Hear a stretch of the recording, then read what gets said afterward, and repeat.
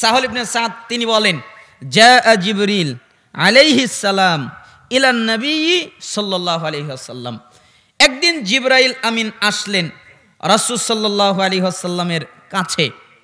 ফাকালা, এরপরে তিনি বললেন, ইয়া মুহাম্মদ, হে মুহাম্মদ, তার মানে হে মুহাম্মদ, আমি আপনাকে কিছু কথা বলবো, আমি আপনাকে কিছু পালন করতে বলবো, আমি আপনাকে কিছু আমল করতে বলবো, আমি আপনাকে কিছু মান্য করার কথা বলবো, আপনি তা লক্ষ্য করেন। তাই মুহাম্মদ সাল্লাল্লাহু আলাইহি ওয়াসাল্লাম বললেন, হে জিবরাইল আমিন, সম্মানিত ফেরেশতা, আপনি বলেন। তখন জিবরাইল আমিন মুহাম্মদ সাল্লাল্লাহু আলাইহি ওয়াসাল্লামকে লক্ষ্য করে বললেন, ইয়া মুহাম্মদ আইশবা শিতা ফা ইন্নাকা মাইতুন। মুহাম্মদ, আল্লাহর নবী শোনেন, আপনি শোনেন, যতদিন খুশি আপনি জীবন যাপন করেন, যতদিন খুশি আপনি জীবন যাপন করেন, কিন্তু মনে রাখেন আপনি মারা যাবেন। কি যাবে? মারা। না আপনারা কি মনে করেন? আমাদের বাস্তব একটা সত্য কথা, তিক্ত হলেও, যে আমাদের প্রত্যেকের মৃত্যু অনিবার্য সত্য, ঠিক না? নাকি এরকম কেউ আছে যে এর মৃত্যু হবে না? জিবরাইল আমিন নবীকে বলছেন আপনি মারা যাবেন। কোন নবীকে?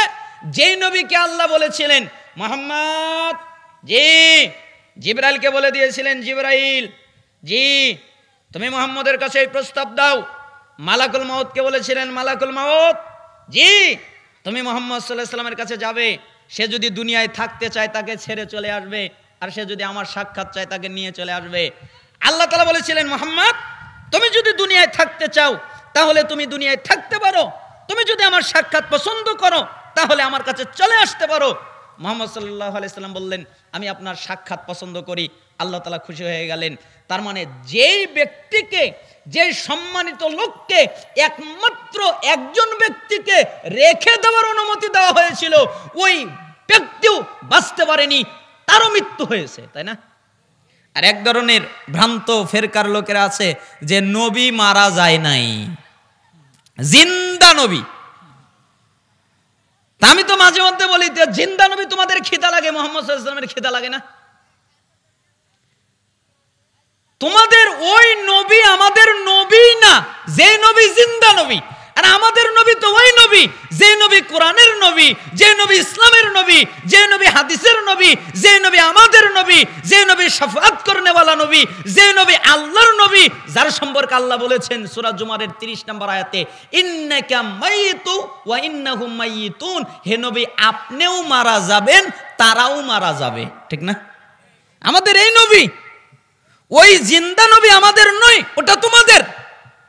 আমাদের নবী মারা গেছেন, তিনি মৃত্যুবরণ করেছেন, তার মৃত্যু হয়েছে, তবে তার দেহ অক্ষত রয়েছে। কেন? নবীদের দেহ মাটি খেতে পারে না, কিন্তু তিনি মারা গেছেন।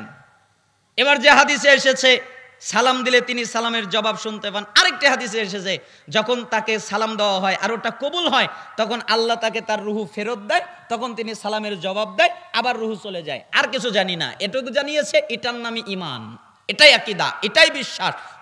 কেন, কিরূপ, কেমন হলো, কেন, সেটা কেন, এটা কেন, এগুলো আমরা জানি না। যেমন আল্লাহ বলেছেন আল্লাহর হাত আছে, আল্লাহ বলেছেন আল্লাহ দেখেন, আল্লাহ বলেছেন আল্লাহ শোনেন, আল্লাহ বলেছেন আল্লাহ কথা বলেন, আল্লাহ বলেছেন আল্লাহর অস্তিত্ব আছে, আল্লাহকে দেখা যাবে, এগুলো আমাদের ঈমান। কিন্তু আপনি যদি বলেন কেমন, তাহলে আমরা বলবো তা তো জানি না, আল্লাহর যেমন লাগবে উনি তেমন, তাই না? এটাই আমাদের আকীদা। তার মানে প্রত্যেকটা মানুষ মৃত্যুবরণ করবে, নবী আপনিও মারা যাবেন, তারাও মারা যাবে। আল্লাহ রাসূল সাল্লাল্লাহু আলাইহি সাল্লাম বলেন, আকসিরু যিকরা হাজিমিল লাজ্জাত, স্বাদ বিনষ্টকারী বস্তুর কথা তোমরা বেশি বেশি করে স্মরণ করো। যেই বস্তু তোমাদের স্বাদ নষ্ট করে দেয়, যেই বস্তু তোমাদের আনন্দ নষ্ট করে দেয়, যেই বস্তু তোমাদের আহ্লাদ নষ্ট করে দেয়, এই বস্তুটার কথা তোমরা বেশি বেশি করে স্মরণ করো। স্বাদ মানে আপনি কত স্বাদ করেছেন। আপনার 10 তলা বিল্ডিং হয়ে গেছে, আগামীকালকে 10 তলা বিল্ডিংয়ে উঠবেন, হঠাৎ করে আজকে মৃত্যু আপনার কাছে চলে এসেছে, আপনার স্বাদ নষ্ট করে দিয়েছে। আপনি কত পরিকল্পনা করলেন, আপনি কত জল্পনা করলেন, কল্পনা করলেন, আগামীকালকে আপনি এই কাজটা করবেন, হঠাৎ করে মৃত্যু আপনার কাছে চলে আসলো, আপনার স্বাদ নষ্ট হয়ে গেল, আপনি কত কিছু করতে চাইলেন, আপনি করতে পারলেন না।